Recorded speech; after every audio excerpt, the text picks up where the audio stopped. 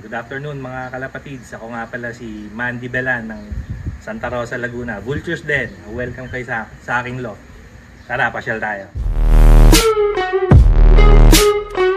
Ito yung upcoming North natin.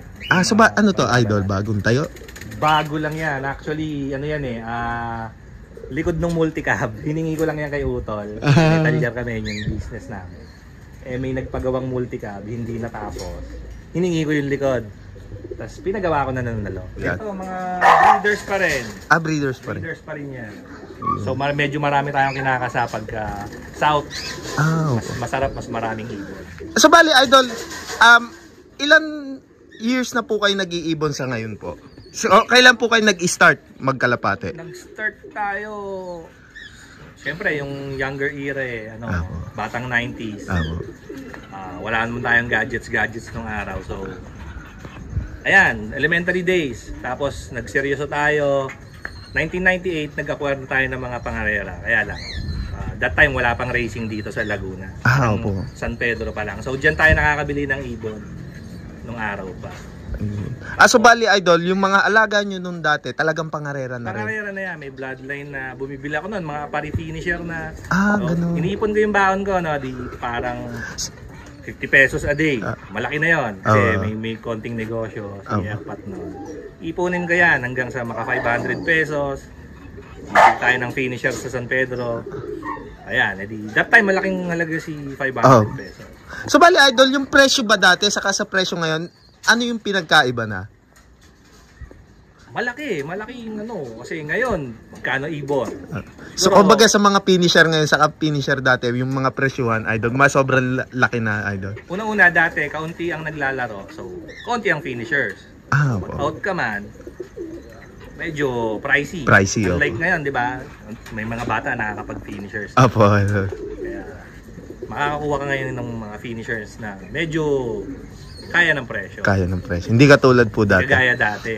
So bali, Idol, yung access po ba sa pangangalapati noon, gaano kahirap kumpara sa ngayon? Yung halimbawa sa mga sabihin natin mga sikreto ng mga veterans, gano'n. Ay, nung araw talagang madamot ang mga veterano. Ayun. Kasi dati wala naman YouTube Opo, talagang sila yung nag-experiment. So hindi ganun kadaling matuto yung mga sistema. So siguro hindi nila yan para ipagsabi ka agad. Kumbaga may recipe ka ng masarap na pagkain, nasarapan yung marami. Ayaw mong malaman ng iba. Gusto mo ikaw lang yung marunong magluto. Kasi ito parang business din Idol. Ganon. Yan. So bali, Idol, sa pangangarera days nyo po, kailan po kayo nag-start? Nag-start tayo before pandemic or pandemic pala, nung na-lift si pandemic. Pero before pandemic, nag-acquire na tayo ng mga pangarera ulit sa tropa kasi dati pitbull, mga aso. Hybrid tayo ng mga American pitbull. And then nung time na quitting na ako, may isa akong kaibigan sa Tuguegarao, shoutout kay paring Jeffrey,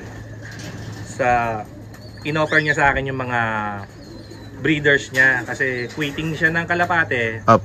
Magsi-ship naman siya ng pitbull. So sabi ko, pag-iisipan ko, dumating yung time, after 3 months, sabi ko, sige na nga, kaysa masayang lang yung mga aso dito, hindi ko na na-i-breed. Nag-ex-deal na lang kami. 2019, dinala niya yan.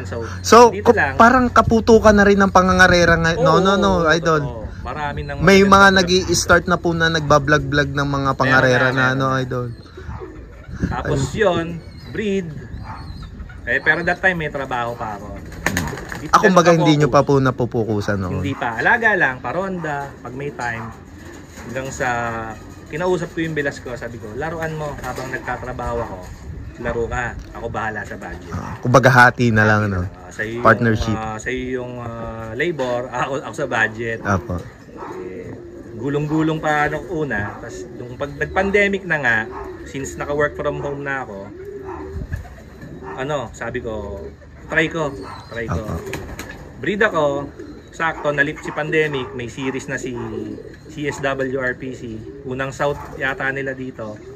Ayan, tayo yung nag-champion dyan, nakakuha agad ng blessing.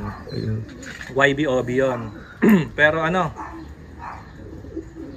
may trabaho pa rin ako noon, so a-adjust ako. Hirap kasi panggabi tayo eh. Opo, So, opo. pag out ko, Kalapate, gigising ako ng hapon, which is dapat gabi pa. Ah, Ibon ulit. Nahirapan ako hanggang sa, sabi ko parang, mas gusto ko mag-focus na lang sa Kalapate. sa Kalapati po.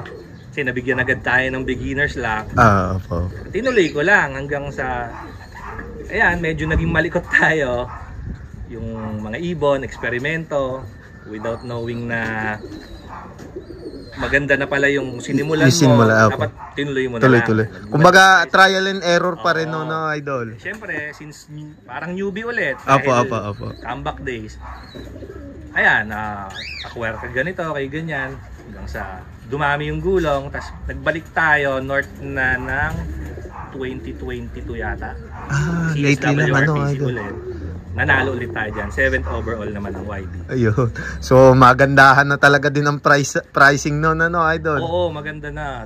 Malaki na. Unlike dati, pag nanalo ka sa karera, ang talagang habol mo lang si achievement. Achievement. Ngayon, may halo na syempre. Hindi naman tayo Money nagkakapate involves para na sa wala. talaga po, ano, Gumagastos tayo dyan. Gumagastos Syempre, na. lahat tayo naghahangad din ng panalo. Panalo. Opo, totoo nga. So, bale, itong mga nakabreed na po ito, pang south na po talaga sila. bali yan, ano na yun eh, naka-only breed kasi ako. Ah, So ano yung breed? mga healthy, ano ko, kal lang ako pagka hindi healthy, yung squab pa, mahina, kal, tapos condition ulit si breeder. Ayan, pang summer na yan, mga mapipisa. Ah, balik. After na yan, baklas na. Ayun. So, more on calling po pala talaga. Kaling. Oh, number one po talaga, no. Turo din ng mga Oo, veterans syempre. po talaga, no, idol. Ayun. So, bale, ito po, idol. Ano po naman ito mga ito? Ayan, yung mga special natin breeder yan, kaya nasa loob. Ayun. Ayan, more on dyan tayo kumukuha ng maaayos na panlaban.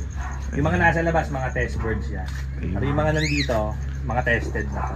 So, bale, ayan po yung mga pinagsimulan nyo na, idol. Dyan na, oo. Ayun. So, ayan. Ayan, lalo yung mga black checkered. Ayan, makikita natin. So, bale, idol, ilan pong bloodline yung hawak nyo dito sa inyong loft? Sa ngayon, dito, focus ako mainline ko is Stitch. Kay Tommy, saka Renato Chu. Na galing Dasma yan.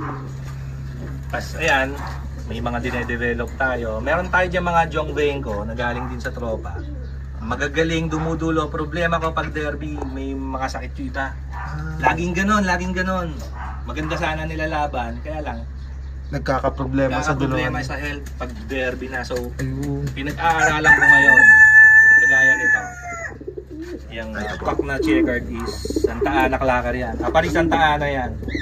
Anak niyan yung nag-champion natin ngayon sa Ulpa. Ah, anak niya na po. 9th overall. Ayun, so bari. Ah, Marvic Ramirez. Yung hen ang Marvin. Yung Nakuha natin sa tropa yan. Ayun. So bali, ayun yung Ito, yan ang maganda. parents naman nito ni Kapitan Putik. Si Kapitan Putik ay superset ng North, complete clacking hanggang Pagudpud APRX. Tapos ang unang clutch ni Kapitan Putik, yung 5th overall ng YB ko ng CSWRPC South. Kaya sila natutuwa ako. North and South, ang kunat. Medyo mabagal lang talaga pero uwi ng uwi. Iba talaga yung mga stitch line, no? Idol. Tommy. Mga Mang Tommy. Grabe. Tapos, ito, finisher na natin ito ng alin. Naka-line breed, more on line breed. So bali, yung mga stitch nyo po dito, idol, talagang North and South gumagawa talaga North and sila, South no, idol? gumagawa. Pero pag South, more on Tommy tayo kasi aasahan mo talaga sila sa clacking eh. Oo, Mabagal man, ikaklak ka. Tatawid Smash at o hard race, kaya nila. kaya nila po Tapos talaga. pag North, binabantuan natin, mas marami naman tayo yung light form natin na stitch, which is yung mga Renato Chu. Renato tune na po. Lalabas din naman sila ng mga velvet, kaya lang. Pag nag-blue yan, may speed. May speed na May po. speed. Ayun. Kaya magaling sila naman pag North. Ayun, oh. Okay din lang South. Pero mas pabor sa inyo po mas sa... pabor ako sa North. Mas Ayun. gusto ko sila sa North. So bali, ito Ito yung... yung luma natin na lot. Ito yung iba pang North. Tapos ito mga finishers na to. Ito po. Yan. Ayan. Halo-halo.